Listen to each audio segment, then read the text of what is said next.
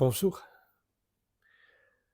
Aujourd'hui, je voudrais aborder un point qui s'étendra probablement, puisque je ne sais pas vraiment ce que je vais vous dire, mais je ressens le besoin d'aborder ce point. Ça ne veut pas dire qu'il est important, ça veut dire qu'il me semble important. Vous voyez la nuance. Ce qui me semble important, c'est souvent dit, hein, d'ailleurs, mais je suis pas sûr qu'on le prenne au pied de la lettre. Or, ça mérite de l'être. C'est Seules les idées qu'on se fait, les histoires qu'on se raconte posent problème. La vie telle qu'elle est ne pose aucun problème. Même quand elle est insupportable, pénible, tragique, douloureuse, tout ce qu'on veut, en réalité, seules les histoires qu'on se raconte à son sujet et les idées qu'on se fait de comment on devrait vivre ça, le gérer, etc., c'est ça qui pose problème. Et même ce problème, c'est pas un vrai problème, c'est un problème à la surface, à la périphérie. En réalité, dès qu'on se connecte à nouveau à l'espace infiniment ouvert qu'on est, à la présence, il n'y a plus de problème. On voit les problèmes, mais il n'y a plus de problème. Entendons-nous bien, pour l'individu que nous sommes également, évidemment qu'il y a des problèmes. Et on doit agir pour les résoudre quand on peut. Mais ça ne veut pas dire qu'on se fiche dessus, qu'on se fixe, qu'on en fait quelque chose de psychologiquement arrêté. C'est ça qui nous fait du tort. Et quand je dis qu'il nous fait du tort, entendons-nous bien, une fois encore, à la surface, à la périphérie.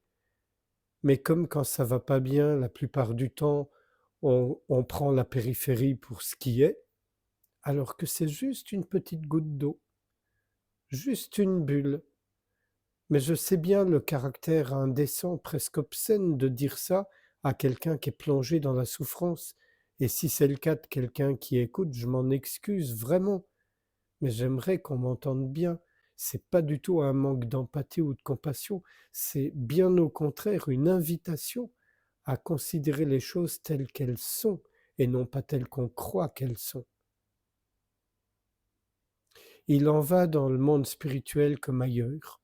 En réalité, c'est moi, avec tous ses attributs, qui veut bénéficier d'une démarche spirituelle. Peu importe les bénéfices qu'il voit, hein, mais il veut en bénéficier. En fait, souvent, c'est plus une approche type thérapie ou développement personnel qu'une véritable approche spirituelle. Parfois, il faut beaucoup de temps pour se rendre compte dans quoi on est et cesser avec ça. C'est-à-dire cesser d'entretenir ça. Ça s'arrêtera peut-être pas, mais au moins on ne le prend plus au sérieux. Pourquoi je dis ça? Il y a des gens qui pensent, qui le disent, qui me le disent aussi, que je croyais être arrivé quelque part, et puis j'ai vécu une situation vraiment pénible et j'ai perdu toute patience, toute équanimité, toute joie de vivre, et donc je m'étais raconté une histoire. En fait, la vraie histoire qui se raconte, c'est qu'il devrait être toujours dans l'équanimité, la paix, le calme, la tranquillité. Ça, c'est l'histoire que vous vous racontez, si vous croyez à ces choses-là. La réalité, c'est qu'il y a des hauts et des bas en tant qu'individu. Seule la présence immuable, ce que moi j'appelle l'espace infiniment ouvert, est inaltérable. Bien sûr que l'individu, il est touché, il est affecté, il va pleurer, il va avoir du chagrin, il va rire, il va être heureux, il va parfois être malheureux, mais plus on est connecté à cette présence en nous, plus on revient encore et encore et encore à cet espace infiniment ouvert, et plus c'est cet espace infiniment ouvert qui prend le relais, qui prend les commandes. Souvent au début, on ne comprend pas bien, on ne discerne pas clairement, alors on croit que cet espace ouvert, c'est un objet finalement. dont le moi peut se servir et bénéficier. Mais bien sûr que non. Le moi peut être au service de cet espace ouvert. C'est probablement d'ailleurs ce qu'on peut faire de mieux. Mais jamais c'est un objet d'observation, etc. Jamais. C'est cela qui observe, c'est cela qui constate, c'est cela qui est, comme disent les Indiens, Satchitananda, être, béatitude, conscience dans le désordre.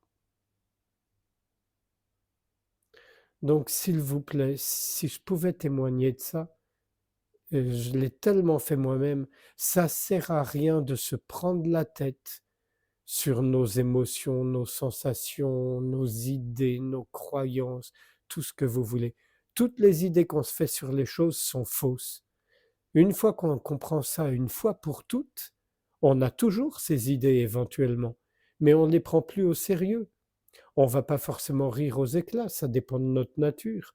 Mais en tout cas, voilà, elles sont désamorcées. Alors elles peuvent être là, elles sont désamorcées. Après, à partir de là, il y a des gens qui estiment qu'ils doivent faire un travail sur eux, l'individu, pour se mettre en harmonie avec ce qu'ils comprennent par la présence ou l'espace infiniment ouvert. Soit, allez-y. Si c'est votre histoire, allez-y. Si vous ressentez le besoin, allez-y. Mais ce n'est pas une nécessité, il faut que ce soit clair. Sinon, on risque d'entrer dans un trip de perfection infinie. Vouloir nettoyer les émotions, les sensations, le comportement, les relations. Et pendant ce temps-là, on oublie qui on est. Et on veut transformer l'individu en ce qu'il ne pourra jamais être, la présence éveillée. Jamais. Il peut plus ou moins coïncider, ça c'est vrai, être un bon véhicule, être réceptif, mais c'est tout. Alors perdez pas votre temps, votre énergie, prenez-vous pas la tête, soyez heureux tel que vous êtes. Si vous le voulez bien, je vous invite à passer un moment en silence avec moi, sans rien faire, sans rien chercher, juste être ouverture.